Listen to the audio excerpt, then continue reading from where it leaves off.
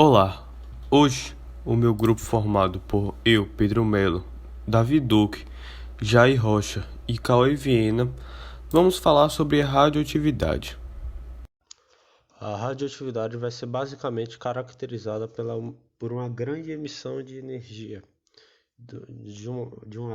por uma grande emissão de energia de um átomo, que vai ocorrer através de um fenômeno nuclear, que ocorre tanto na estabilidade do mesmo ou na desintegração desse próprio átomo.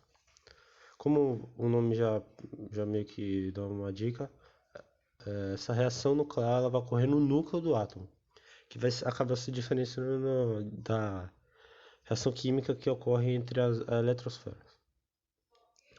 O elemento ele vai ser considerado radioativo após a reação, já que ocorreu uma mudança em seu núcleo. Bem, agora eu vou falar um pouco sobre os tipos de radioatividade. E a radioatividade das partículas alfa, beta e das ondas gama são as mais comuns. E o tipo de radiação determina o poder de penetração da matéria, que são respectivamente baixa, média ou alta. Tem as emissões alfa, que são partículas pesadas de carga positiva que possuem a carga elétrica mais 2 e massa igual a 4. Por possuir 2 prótons e 2 nêutrons, seu núcleo ele é comparado ao do elemento químico hélio, e por isso alguns autores também a chamam de hélion. E ele possui um pequeno poder de penetração, e por isso a sua radioatividade pode ser impedida por uma folha de papel. Tem as emissões betas, que são partículas leves de carga negativa e que não contêm massa, e o elétron da partícula é produzido por reações nucleares a partir de um nêutron e possui alta velocidade. E nessa reação, um nêutron instável se desintegra, convertendo-se em um próton, que ele permanece no núcleo, e a emissão de um elétron em alta velocidade e do neutrino, cuja massa e carga são desprezíveis. E também ele possui poder de penetração superior à radioatividade alfa, podendo penetrar uma folha de papel, mas não uma placa de metal. E por último temos as emissões gama, que são ondas eletromagnéticas de altíssima frequência que não possuem massa e carga elétrica. E a sua capacidade de penetração ela é superior aos raios X e faz com que a sua radioatividade passe tanto pelo papel quanto pelo metal. Temos uma figura aí que mostra e representa bem melhor isso que eu falei da radiação alfa, beta e gama, que ali é o papel, a placa metálica e a parede de concreto, que a radiação alfa não passa pelo papel, a radiação beta já passa, mas não passa pela placa metálica, e a gama ela passa por todos menos pela parede de concreto. Então mostra que a radiação gama ela é bem mais penetrante que os outros dois tipos devido ao seu comprimento de onda ser bem maior, podendo facilmente atravessar todo o nosso organismo. Aí temos aí também uma tabelinha com o nome de cada um símbolo, a carga elétrica. Temos aí a natureza, por exemplo, da alfa, que é formada por 2 prótons e 2 nêutrons, a beta é eletroproduzida em transformações nucleares e a gama a radiação eletromagnética. E o seu poder de penetração, como eu falei antes, que é da alfa pequena, beta é médio e a da gama é alta. À medida que a radiação é emitida, o átomo se desintegra, o que resulta na sua transformação, pois é o número atômico que determina o elemento químico. E o tempo que essa desintegração do elemento leva para reduzir a massa pela metade, ele é chamado de meia-vida, ou período de semidesintegração. E é basicamente isso. Dominam-se em leis da radioatividade as conclusões propostas pelo químico inglês Frederick Study no ano de 1911. Ao observar o comportamento dos átomos entre radiação alfa e beta. De acordo com o estudo, sempre que um átomo emitir uma radiação alfa ou beta, ele originará um novo núcleo que dependerá do tipo de radiação emitida.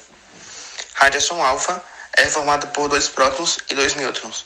Radiação beta não é composta por prótons nem nêutrons, mas por um elétron. A primeira lei da radioatividade, segundo o estudo, está relacionada com a emissão de partícula alfa a partir do núcleo de um átomo estável, que resultará em formação de um novo elemento químico, e esse elemento apresentará um número de massa 4 unidades menor que o átomo original, e seu número passará a ter 2 unidades a menos que o átomo de origem. A segunda lei da radioatividade relaciona-se com a emissão de partícula beta pelo núcleo de um átomo instável, que resultará na formação de um novo elemento químico, e esse novo elemento apresentará o mesmo número de massa do átomo de origem, e seu número atômico terá uma unidade a mais em relação ao átomo de origem. A radioatividade pode ser natural, ou seja, que é encontrada em elementos dispostos na natureza, ou artificial, pela criação de elementos radioativos em laboratório. A radioatividade natural ela vai ser observada em isótopos radioativos que vão ocorrer espontaneamente na natureza. Ele é formado a partir de 3 radionucleotídeos: o urânio-238, o urânio-235 e o tório. Esses elementos vão iniciar as séries ou famílias radioativas. A série radioativa ou família radioativa vai ser uma sequência de radioisótopos que vão ser presentes na natureza, que vão ocorrer espontaneamente por sucessivos decaimentos radioativos, até o último dos elementos o último elemento ser estável. Para as 3 famílias, o último elemento é o chumbo na forma de diferentes isótopos. A radioatividade artificial vão ser os elementos produzidos artificialmente pela transformação nuclear de um elemento formando outro elemento, principalmente por reações de transmutação. Na transmutação, os átomos do elemento vão ser bombardeados por partículas aceleradas, produzindo um choque, um radioisótopo natural ou até mesmo artificial. Em geral, esses elementos, ao bombardear esses átomos de nitrogênio, essas partículas alvos emitidas pelo polônio vai ter um elemento estável formado, representando um menor que maior, que a SEG originou o oxigênio e o próton. Os elementos transurânicos vão ser formados por meio de reações nucleares que vão formar elementos artificiais. Os elementos transurânicos na tabela periódica foram sintetizados em laboratório e possuem um número atômico maior do que o do urânio, elemento com maior número atômico encontrado na natureza.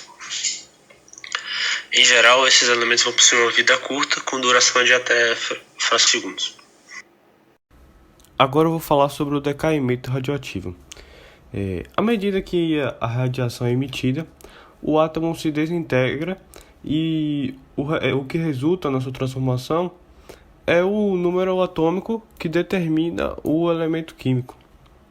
Nesse decaimento radioativo, há uma diminuição da atividade radioativa, né? E o tempo que essa desintegração do elemento leva para reduzir a sua massa pela metade. E isso é chamado de meia-vida ou período de desintegração.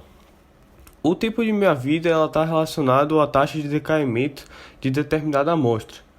Ele é o tempo necessário para que metade da quantidade de átomos do elemento radioativo de uma amostra decaia. Um exemplo é se há 10 átomos radioativos em uma amostra, o tempo de meia-vida será o tempo decorrido até que 5 átomos tenham decaído, e assim sucessivamente, né? Metade, meia-vida.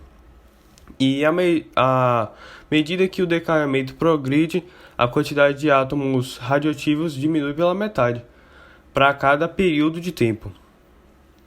Então, a partir de cada tempo que vai se passando, tem como se determinar a quantidade de tempo que vai ter um átomo de meia-vida. Agora eu vou falar um pouco sobre a descoberta da radioatividade. A radioatividade ela foi descoberta em 1896 por Henry Becquerel, ao investigar a fosforescência natural das substâncias.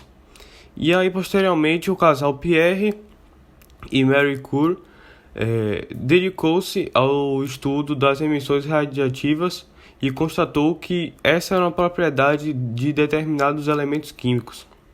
Inclusive, durante essa pesquisa, eles descobriram 2 novos elementos radioativos, que foi o rádio e o polônio. Em 1898, Rutherford, né, descobriu as emissões radioativas alfa e beta, e um terceiro tipo de radioatividade foi a gama, foi descoberto só em 1900 pelo químico francês Paul Villard. É isso, obrigado por assistir e até a próxima.